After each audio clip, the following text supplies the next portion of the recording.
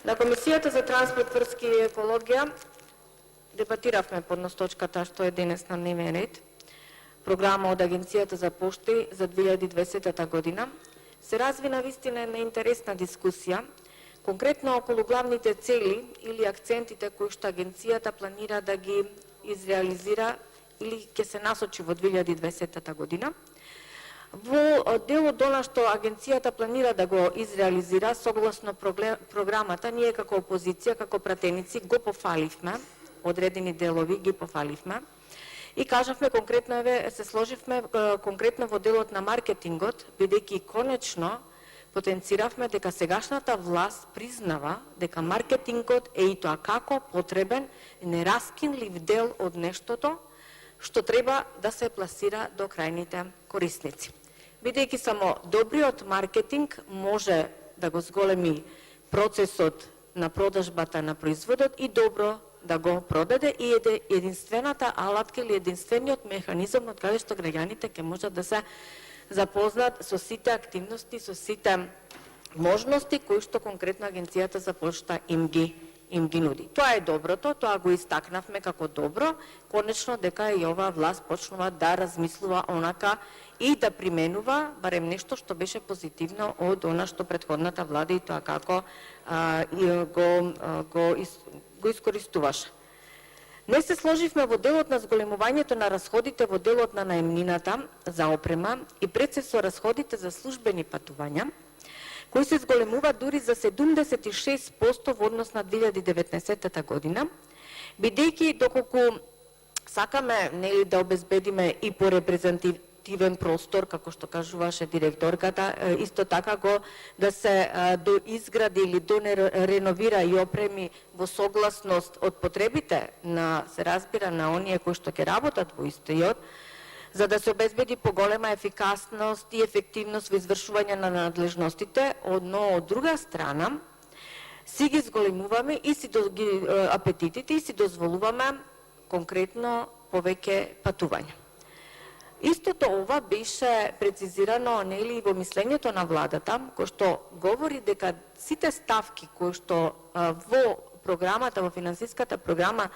се зголемени за разлика од 2019 година, на крајот единствено што може да доведат, а тоа е зголемувањето на услугата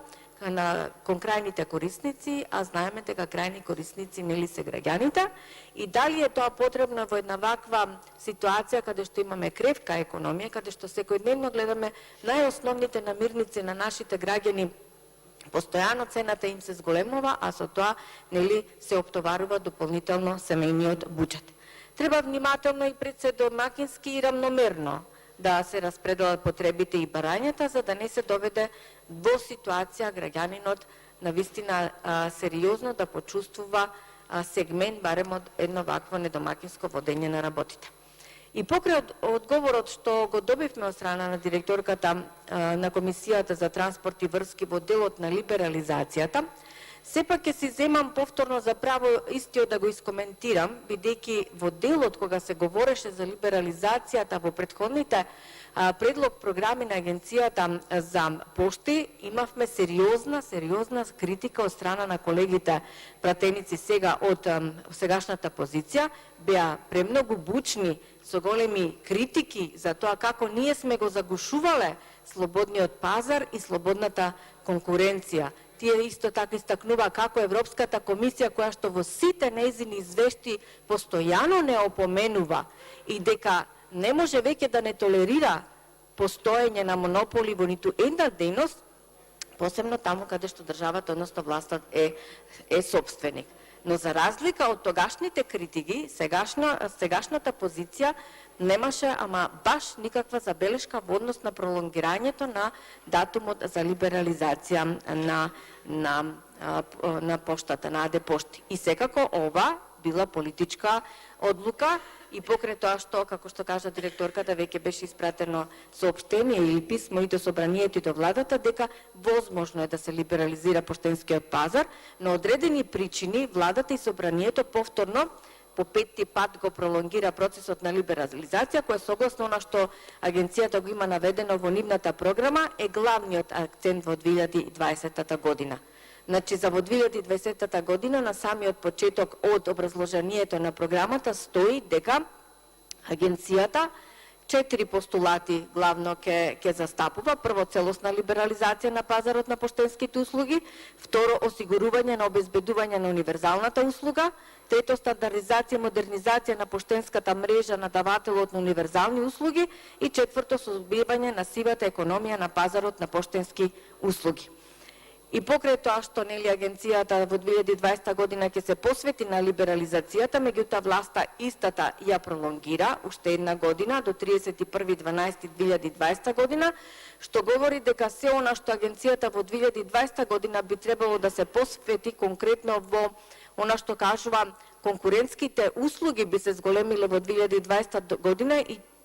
токму тука беше насочено вашето внимание во програмата. Сега не знам колку тоа би важело, бидејќи ексклузивно право на поштенските услуги секако и понатаму ќе го има АД Пошта во Република Македонија и да накажувам во кој дел, во делот на приемот, сортирање, пренос, дистрибуција на пратки и така натаму и така натаму.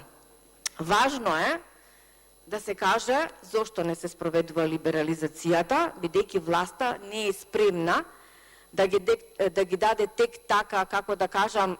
лавиринтите или бунарите без дно, каде што ќе можат да се вдомуваат партиски послушници и секако каде што можат да направат некој сомнителен тендер во 4 очи, да секако не е владата спремна да овозможи либерализација, но заради затоа поштенските услуги на ниво на година ќе се намалуваат за 7%.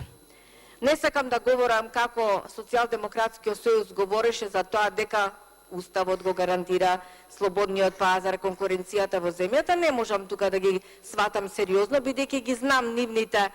квалификации во однос на Уставот на една држава која што го деградира до можност каде што можеше да се деградира. За нив е важно овие сектори, како што е поштенскиот, железничкиот транспорт, да ги затвори за конкуренција, наспроти сугестиите од Европската Унија, но тие и секако и тие сугестии кои што им ги испраќа Европската комисија, реномирани меѓународни институции, да не ги направувам, за нив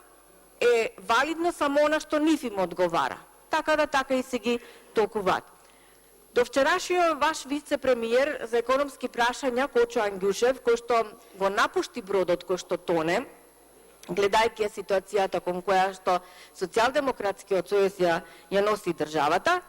истакнува дека парадоксално е, ако мислите дека ги штитите државните компании со пролонгирањето на рокот за либерализација. А всушност со потезите ги уништуваме, овие се зборови на Кочо Ангјушев во делот на либерализацијата. Понатаму тврди дека тие компании постануваат троми, без конкуренција, не покажуваат никаква инвентивност во насока на подобрувањето на нивните услуги, како што е случајот дели со Македонска пошта, каде што имаме пат дури за 7% на услугите во споредба од лани. Точно е дека досега има 5 пати пролонгирање на процесот на либерализација на поштенскиот пазар, но секој одложување на овој процес, кој што ќе овозможи влез на нови играчи на пазарот, кои би наметнале поинаков тек на пазарот во насока на подобрувањето на услугите, секако нивното намалување се мисли на цена на услугите и додека ќе има можност за зголемувањето на квалитетот. И повторно овдека ќе го цитирам Ангјушев, кој што потенцираше дека јасно е дека определбата на демократијата, на пазарната економија и на патот на кој што сме тргнати кон ЕУ и сега веќе во НАТО, значи дека не постои повеќе монопол на пазарот. И оно што посебно тврди Ангјушев, дека имале план Социјалдемократскиот сојуз како тоа да го направат во наредните години, но гледаме за жал за овие 3 години апсолутно не сте се посветиле на овој дел во процесот на либерализацијата. И либерализацијата, почитувани колеги, наместо да се врши на начин на кој што тоа во континуитет го прави Социјалдемократскиот сојуз, да ги